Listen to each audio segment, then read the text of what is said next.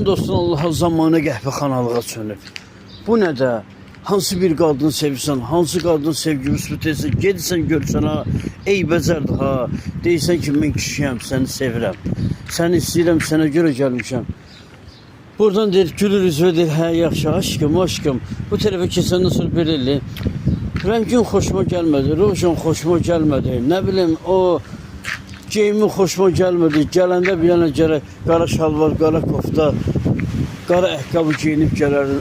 Bir sevgi, məhəbbət, ailə qurmaq üçün, həyat yaşamaq üçün insan bu dünyaya gəlib. Bu dünyaya insan ona görə gəlməyib ki, bir-birindən istifadə eləsin, bir-birini atsın, geçsin, bir-birinə soxsun.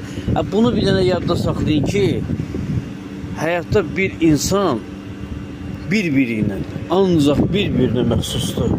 Bir-birini sevib, bir-birinə aşık olan bir insanlardır. Yoxsa biz buradan baxırıq ki, çox xanımlar kişiləri çox anlar. 50 manat kartım aldı, 100 manat kartım aldı, nə bilim, bunu eləyəcəm sən üçün, onu eləyəcəm, səndən otelə gedəcəm, belə eləyəcəm, elə eləyəcəm. Ayıbdır valla.